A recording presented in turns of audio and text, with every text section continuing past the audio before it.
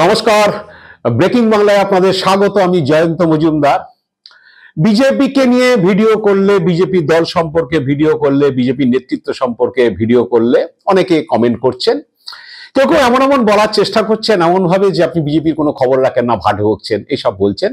আসলে কিছু মানুষ আছেন যারা যখন ভিডিওটা দেখছেন তারা তাদের মাইন্ড সেট আপ নিয়ে দেখেন এবং তাদের মাইন্ড সেট আপের সঙ্গে যখন সেটা ম্যাচ করে না তারা একটু বিষয়বস্তুর বাইরে গিয়ে কমেন্ট করে ফেলছেন। কিন্তু আপনাদের বলে রাখি যে বিজেপি নিয়ে যখন খবরটা করি তখন সঠিক খবরটা করি এবং করার চেষ্টা করি বরাবর। 30 বছর রিপোর্টারি করার পর আমি ইউটিউব চ্যানেল খুলেছি। তো এই যে শ্রমিক ভট্টাচার্য সভাপতি হলেন, 11 মাস আগে খবর করেছিলাম, সেটা আমি দেখিয়েছি আপনাদের। এবং এই পর্বে যখন শ্রমিক ভট্টাচার্যের নামটা নিয়ে আলোচনা হচ্ছে, আমি লিখেছিলাম, খবর করেছিলাম শ্রমিক কাল্লোক, তাই নিয়ে রাজ্য বিরুদ্ধে জল্পনা শুরু হয়েছে, কারণ শ্রমিক ভট্টাচার্য সভাপতি হতে পারে। সর্বপ্রথম খবরটা করেছিলাম। তো আমি যখন করি তখন ঠিকঠাক খবরই করার চেষ্টা করি। অনেকের তাদের যা মাইন্ড সেট আপ তাদের সঙ্গে ম্যাচ করে না, তার জন্য তারা হয়তো আমাকে কটু মন্তব্য করেন। সে আপনারা করতে পারেন, আমার কোনো আপত্তি নেই। তো যাই হোক, এবার বলি যে আজকের যে ভিডিও সেটা নিয়ে, যে দিলীপ ঘোষকে জরুরি তলব দিল্লিতে, এবং দিলীপ ঘোষ বুধবার দিন বেলা দুপুরের দিকে তিনি দিল্লিতে পৌঁছেও যান। তো জরুরি তলবের কারণটা কি? মঙ্গলবার দিন দিলীপ ঘোষ সল্টলেকে যে বিজেপি পার্টি অফিসে গিয়েছিলেন শ্রমিক ভট্টাচার্যকে সংবর্ধনা জানাতে, এবং সেখানে শ্রমিকের সঙ্গে তার একটু ছোট বৈঠকও হয়েছে। পরে শ্রমিক ভট্টাচার্য বিভিন্ন কথা বলেছেন, দিলীপ ঘোষও বিভিন্ন কথা বলেছেন। হঠাৎ করে একটা নাটকীয় পট পরিবর্তন হলো।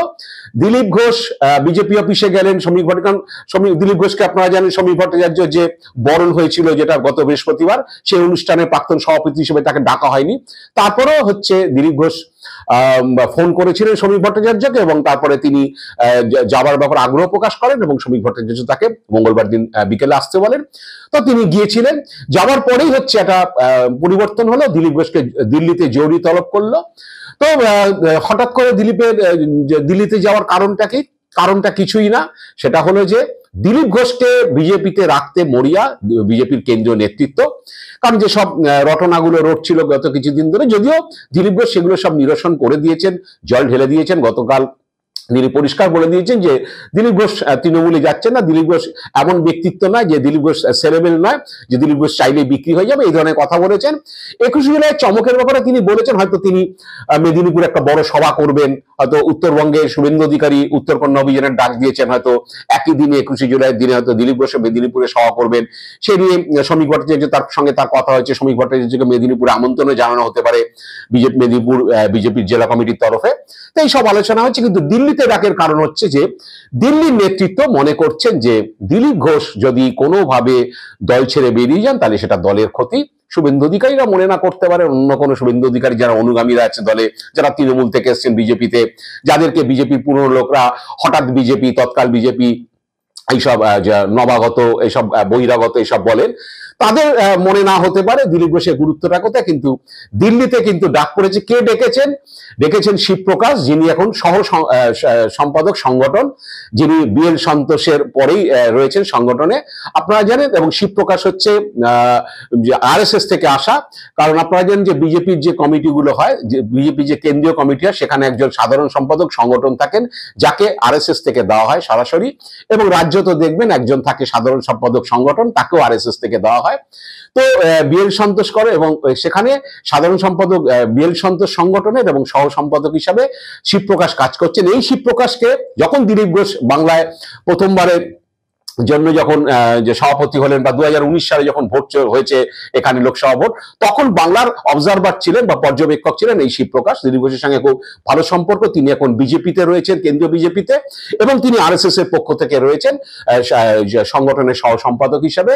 তিনি ডেকেছেন। বিষয়টা যেটুকু জানা যাচ্ছে যে তারা দিলীপ ঘোষকে, এবং সঙ্গে অরুণ কুমার, যিনি বিজেপির সঙ্গে আরএসএস এর একটা লিয়াজও রাখেন, তিনিও যে আরএসএস এর শীর্ষস্থানীয় নেতা, শিবপ্রকাশ, অরুণ কুমার, তারা আজ বুধবার এবং আগামীকাল বৃহস্পতিবার দিলীপ ঘোষের সঙ্গে বৈঠক করবেন। বিষয়টা কিছু না, তারা হয়তো দিলীপ ঘোষকে বোঝাবেন যে দিলীপ ঘোষের সংগঠনে বা পার্টিতে থাকার প্রয়োজনীয়তা কোথায়, কেন তারা দিলীপ ঘোষ যাতে অন্য দলে না চলে যান, তাতে কি বার্তা দিতে পারে, এইসব বিষয়। যত দিলীপ ঘোষ দীর্ঘদিন প্রায় 40 বছর আরএসএস এর সঙ্গে তার সম্পর্ক, সেই কারণে তারা মরিয়া চেষ্টা যে দিলীপকে যাতে যে কোনো মূল্যে দলে রাখা যায়, এই কারণে দিলীপের জরুরি তলব হয়েছে। আরে দিলীপ ঘোষকে না ডাকলে কিছু যায় আসে না বিজেপির, অলরেডি তাকে একঘরে করে দেওয়া হয়েছিল। কিন্তু এই একটা পরিবর্তনে অনেকেই মনে করছেন যে এবার দিল্লি নেতৃত্ব নড়ে চড়ে পড়েছে এবং তারা বুঝতে পেরেছেন যে দিলীপ ঘোষ এক্ষুনি দল ছাড়ার মতো অবস্থায় নেই, কিন্তু এরকম ভাবে তাকে কোণঠাসা করে রাখলে পরবর্তীকালে যে সেটা অন্য কিছু হতেও পারে।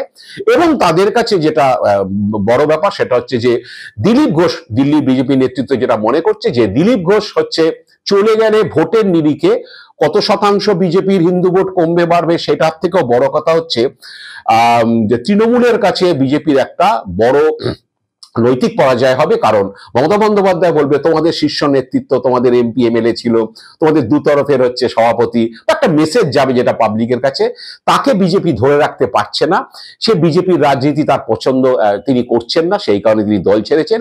এই বার্তাটা সাংঘাতিক। সেখানে হচ্ছে কতটা ভোটের নিরিখে এক্ষুনি সেটা কেউ বলতে পারবে না, কতটা ক্ষতি, কিন্তু এই ক্ষতিটার কথা ভেবেই হচ্ছে দিল্লির নেতৃত্ব দিলীপকে ধরে রাখতে চাইছে, সেই কারণে তাকে জরুরি তলব করা হয়েছে। এবং পাশাপাশি যেটা শোনা যাচ্ছে যে আজকালের মধ্যে মানে বুধ বৃহস্পতিবার বা শুক্রবারের মধ্যে হচ্ছে শ্রমিক ভট্টাচার্য এবং শুভেন্দু অধিকারীও দিল্লি যেতে পারেন। আর শুভেন্দু অধিকারী মাঝে মধ্যে দিল্লিতে যান, তিনি গিয়ে অমিত শাহর সঙ্গে দেখা করেন বা অন্য কেন্দ্রীয় নেতৃত্ব অনেক সময় নির্মলা সীতারামনের সঙ্গে দেখা করেন। শুভেন্দু অধিকারী নানান টাস্ক থাকে, শুভেন্দু অধিকারী কোনো কোনো সময় ব্যবসার কাজেও যান, ব্যবসার কাজেও তাকে দিল্লিতে যেতে হয় তাদের পারিবারিক ব্যবসার কাজে, তো যাচ্ছেন। এবং শ্রমিক ভট্টাচার্য যেতে পারেন বলে শোনা যাচ্ছে, শুভেন্দু অধিকারীও যেতে পারেন বলে শোনা যাচ্ছে, বিজেপি সূত্রে খবর। তো দিলীপ ঘোষের পেছন পেছন তারা যাচ্ছেন, আমি বলছি না, হয়তো এরা তারা জানার চেষ্টা করতে পারেন। আমি বিষয়টা বলে দিলাম, শুভেন্দু অধিকারী বা শ্রমিক ভট্টাচার্য জেনে যেতে পারেন যে কেন দিলীপ ঘোষকে ডাকা হয়েছিল। পরিষ্কার হচ্ছে দিলীপ ঘোষের ব্রেন ওয়াশ করা হবে।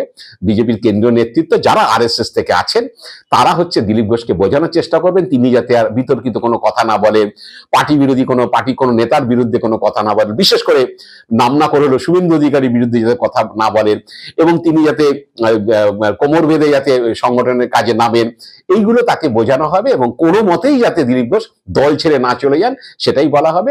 শ্রমিক ভট্টাচার্যের বিষয় যেটা শোনা যাচ্ছে যে নতুন প্রেসিডেন্ট হলে তিনি দিল্লিতে যান, গিয়ে দিল্লির যেসব কেন্দ্রীয় নেতৃত্ব রয়েছেন তাদের সঙ্গে তারা দেখা করেন, সৌজন্য সাক্ষাৎ, এটা অন্য কোনো বিষয় না।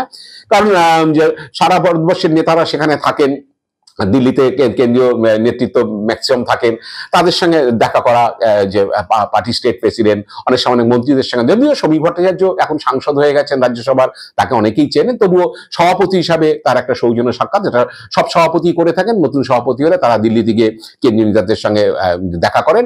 তো এরকম একটা কারণ রয়েছে। কিন্তু মূলত যেটা বোঝা যাচ্ছে যে দিলীপের যে পার্টিতে গুরুত্ব বাড়ছে সেটা এই ডাক থেকেই বোঝা যাচ্ছে। কারণ শিবপ্রকাশ হচ্ছে দিলীপকে পছন্দ করেন, এখানে ছিলেন, দিলীপকে ভালোবাসেন, আরএসএস থেকে তাদের পরিচয়, কারণ দিলীপ দীর্ঘদিন আরএসএস এ, শিবপ্রকাশ দীর্ঘদিন আরএসএস এ। তো সেটা সত্য হচ্ছে যে দিলীপের গুরুত্বটা এবং তাকে বোঝানো সবটা মিলিয়ে হচ্ছে শিবপ্রকাশের এই টাস্ক, এবং সঙ্গে অরুণ কুমারও তার সঙ্গে কথা বলবেন বলে শোনা যাচ্ছে। তো এই হলো বিষয়। এখন শুভেন্দু অধিকারী বা শুভেন্দু অধিকারীর অনুগামীরা, আমাদের আরো যারা নেতারা আছেন তৃণমূল থেকে আসা, তারা একটু মনোকষ্ট পেতে পারেন যে হঠাৎ দিলীপ ঘোষকে এত প্রায়োরিটি দিতে যাচ্ছেন কেন।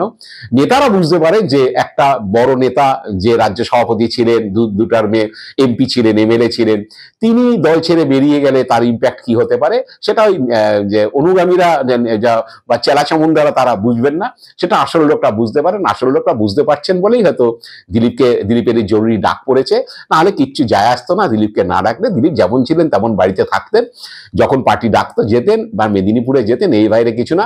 কিন্তু দিল্লির নেতারা ডেকে বুঝিয়ে দিলেন যে দিলীপ ঘোষের ওয়েটটা কত এবং তিনি দল ছাড়লে কতটা ক্ষতি হতে পারে, এটাই মূল কারণ। এখন দেখা যাক যে পরবর্তীকালের ইম্প্যাক্ট কি হয়, দিলীপ আবার ফুল ফর্মে কবে ফেরেন বা কত তাড়াতাড়ি ফেরেন, এগুলো আমাদের দেখার অপেক্ষায় রয়েছে। এবং শ্রমিক ভট্টাচার্যকে কি টাস্ক দেওয়া হয়, দিলীপ ঘোষকে কি কর্মসূচি দেওয়া, বা কেন্দ্রীয় নেতৃত্ব দিলীপ ঘোষকে কোনো কর্মসূচি দেন কিনা। সামনে বিজেপি সর্বভারতীয় সভাপতি নির্বাচন হবে, সেখানে সর্বভারতীয় কমিটি গঠন হবে। দিলীপ এক সময় সর্বভারতীয় সহসভাপতি ছিলেন, দিলীপ আবার কেন্দ্রীয় নেতৃত্ব, সেখানে কোনো পোস্ট দিয়ে দেয় কিনা, এসব বিষয়ে বিভিন্ন জল্পনা ইতিমধ্যে শুরু হয়ে গেছে দিলীপের এই দিল্লিতে জরুরি ডাক পাওয়ার পরে।